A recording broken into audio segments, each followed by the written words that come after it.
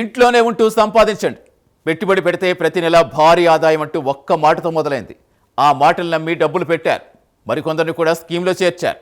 కానీ ఒక్కసారిగా సీన్ మారిపోయింది. డబ్బులు తీసుకున్న తర్వాత కంపెనీ జాడ కనిపించలేదు. ఫోన్లు స్విచ్ ఆఫ్, హామీలు గల్లంతు, బాధ్యులు లబోదిబ్బమంటూ పోలీసుల వద్దకు పరుగులు. అసలు ఈ కంపెనీ నిజంగానే వ్యాపారం చేసిందా, లేక భారీ మోసాన్ని తెరతీసి పక్కా ప్లాన్తో డబ్బులు వసూలు చేసిందా? మదనపల్లి నుంచి తిరుపతి వరకు విస్తరించిన ఈ స్కామ్ వెనుక అసలు గ్యాంగ్ ఎవరు?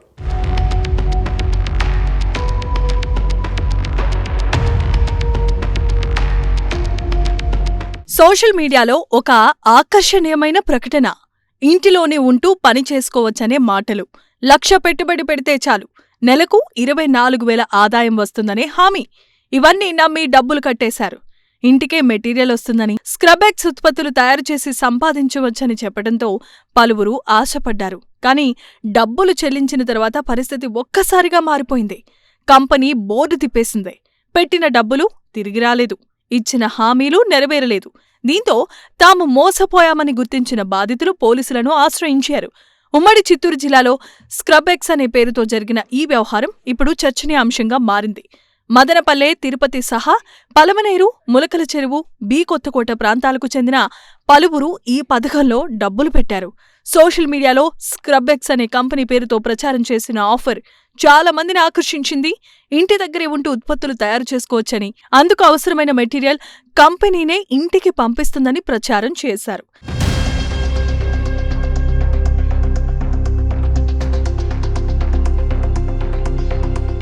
సాధారణంగా ఉద్యోగం కోసం బయటికెళ్లాల్సిన అవసరం లేకుండానే ఇంటి నుంచే పనిచేస్తూ నెలకు మంచి ఆదాయం పొందవచ్చనే ప్రచారం కావటంతో పలువురు ఆసక్తిని కనపరిచారు. అయితే అసలు ఆకర్షణ మాత్రం పెట్టుబడికి హామీ ఇచ్చిన ఆదాయమే. 1,00,000 పెట్టుబడి పెడితే ప్రతి నెల 24,000 వరకు ఆదాయం వస్తుందని ప్రచారం జరిగింది. అంటే పెట్టిన పెట్టుబడితో పాటు నిరంతరంగా ఆదాయం వస్తుందనే నమ్మకాన్ని కల్పించారు. ఇంటి బాధ్యతలు చూసుకుంటూనే సంపాదించుకోవచ్చనే ప్రచారం కూడా చాలా మందిని ఈ పథకం వైపు తీసుకెళ్లినట్లుగా తెలుస్తోంది. మాటలు నమ్మిన బాధితులు ఒక్కొక్కరుగా డబ్బులు చెల్లించారు. మొదట్లో అంతా సవ్యంగానే ఉన్నట్లుగా కనిపించింది. అయితే డబ్బులు చెల్లించిన తర్వాత అసలు సమస్య మొదలైంది. ఇంటికి రావాల్సిన మెటీరియల్ రాలేదు, ఆదాయం వస్తుందన్న హామీ నెరవేరలేదు.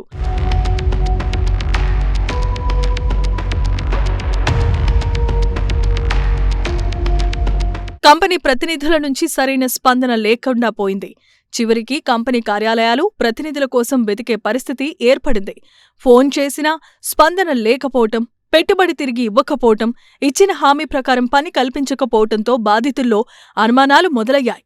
తాము మోసపోయామని గుర్తించిన తర్వాత ఒక్కొక్కరుగా పోలీసులను ఆశ్రయించారు. తమ నుంచి ఎంత మొత్తంలో డబ్బులు తీసుకున్నారు, ఎవరికి చెల్లించారు, కంపెనీ తరపున తమతో ఎవరు మాట్లాడారు అనే వివరాలను పోలీసులకు అందజేస్తున్నారు. ఈ వ్యవహారంలో మరో ముఖ్యమైన అంశం సోషల్ మీడియా ప్రచారం. ప్రస్తుతం ఇంటి నుంచే పని, తక్కువ పెట్టుబడితో ఎక్కువ ఆదాయం, నెలకు 1,000 రూపాయల సంపాదన అంటూ వచ్చే ప్రకటనలు చాలా మందిని ఆకర్షిస్తున్నాయి. ఉద్యోగం లేకపోయినా ఆదాయం వస్తుంది కదా అనే ఆశతో కొంతమంది ఇలాంటి ఆఫర్లను పరిశీలించకుండా నమ్మేస్తున్నారు.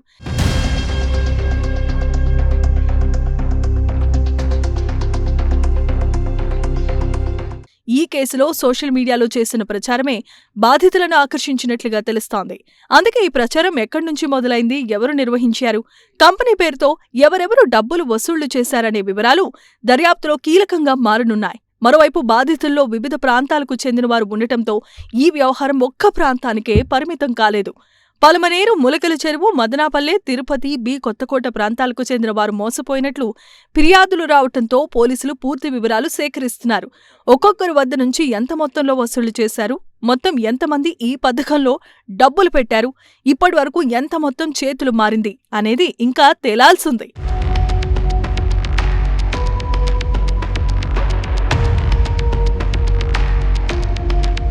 ఇదే సమయంలో హైదరాబాద్లో కూడా స్క్రబెక్స్ అనే పేరుతో భారీ మోసం జరిగినట్లుగా సమాచారం రావటం ఈ వ్యవహారంపై మరిన్ని అనుమానాలకు కారణమవుతోంది. ఒకే కంపెనీ పేరుతో వేర్వేరు ప్రాంతాల్లో ఇలాంటి ఫిర్యాదులు ఉంటే ఇది స్థానికంగా జరిగిన చిన్న మోసమా, లేక పెద్ద స్థాయిలో నిర్వహించిన వ్యవస్థీకృత మోసమా అనే అంశం బయటపడాల్సి ఉంటుంది. హైదరాబాద్లో వ్యవహారానికి ఉమ్మడి చిత్తూరు జిల్లాలో ఫిర్యాదులకు ఏమైనా సంబంధాలున్నాయా అనే కోణంలో కూడా దర్యాప్తు జరిగితే మరిన్ని వివరాలు వెలుగులోనికి వచ్చే అవకాశం ఉంది. ఇక ఈ వ్యవహారంలో బాధితులు కూడా తమకు న్యాయం చేయాలని కోరుతున్నారు. పెట్టుబడిగా చెల్లించిన మొత్తాన్ని తిరిగి ఇప్పించడంతో పాటు తమను మోసం చేసిన వారిపై కఠిన చర్యలు తీసుకోవాలని వారు కోరుతున్నారు. తమలాగే మరెవరూ ఈ మోసానికి గురికాకుండా చర్యలు తీసుకోవాల్సిందిగా విజ్ఞప్తి చేస్తున్నారు. నా పేరు శేఖరు, మాది పుత్తూరు పక్కన విలేజ్, వేణుగోపాలపురం విలేజ్. నేను ఇన్స్టాగ్రామ్లో ఈ రీల్స్ చూసాను. ఇన్స్టాగ్రామ్లో చూసిన వెంటనే దాని తర్వాత మళ్ళీ ఆ కంపెనీ నుండి వాళ్ళ నెంబర్ ఉన్నింది. వాళ్ళు ఎక్కడ అడ్రస్ ఏమని కనుక్కున్నాను. వచ్చాను, ఇక్కడ ఆఫీస్ దగ్గరికి వచ్చాను, వాళ్ళ ఆఫీస్ దగ్గరికి. నేను వచ్చింటే 1వ తారీఖు వచ్చాను. ఫస్ట్ 28వ తారీఖు వచ్చాను, లాస్ట్ మంత్ 28వ తారీఖు వచ్చాను. దాని తర్వాత 1వ తారీఖు వచ్చాను. ఇలాగ మీరు అడ్వాన్స్ కట్టాను సార్, మీకు మీ కంపెనీ ఏమి తేరు అట్లంతా ఉండదు సార్ అని చెప్పి, ఇదే సార్ మాకు అనేసి అన్నారు. హెడ్ ఆఫీసు మదనపల్లి అని చెప్పారు. సర్లే అని చెప్పి నేను 4వ తారీఖు అమౌంట్ పే చేశాను, 50,000 పే చేశాను. సార్ మీకు 4 డేస్లో మిషనరీ వస్తుంది, 30,000 మిషనరీ వస్తుంది అని చెప్పారు. అదేవిధంగా నాకు 4 డేస్ తర్వాత నాకు 8వ తారీఖు అలా మిషనరీ వచ్చింది. ఇంకో 50,000 మీరు పే చేశాను, మీ మెటీరియల్ అంతా రా మెటీరియల్ అంతా ఇస్తారు. మీరు రా మెటీరియల్ తీసుకున్న తర్వాత 15 డేస్కి 9,000 వస్తుంది, 1 మంత్కి 18,000 ఇస్తుంది. 1,00,000 డిపాజిట్ చేస్తే 1,30,000 డిపాజిట్ చేస్తే మీకు మంత్లీ 24,000 ఇన్కమ్ వస్తుంది సార్ అని చెప్పారు. సరే మనకు అంత వద్దులే అని చెప్పి నేను అనుకొని 1,00,000 నా దగ్గర ఉన్న నా పరిస్థితికి స్తోమతికి 1,00,000 పెట్టి నేను తీసుకున్నాను.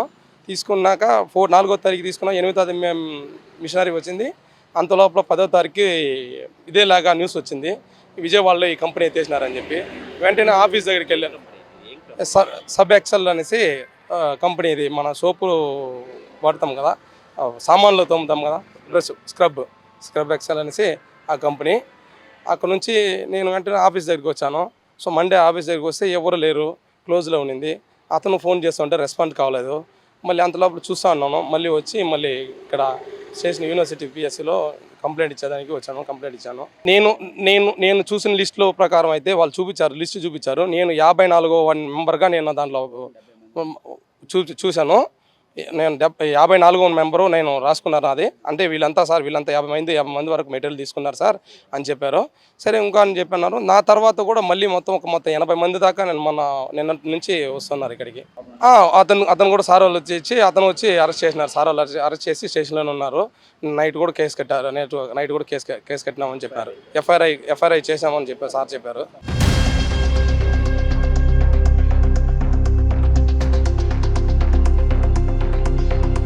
ఇంట్లోనే ఉంటూ సంపాదించవచ్చనే ఆశ, 1,00,000 పెడితే నెలకి 24,000 ఆదాయం వస్తుందనే ప్రచారం, చివరికి పెట్టిన డబ్బే కనిపించకుండా పోయిన పరిస్థితి.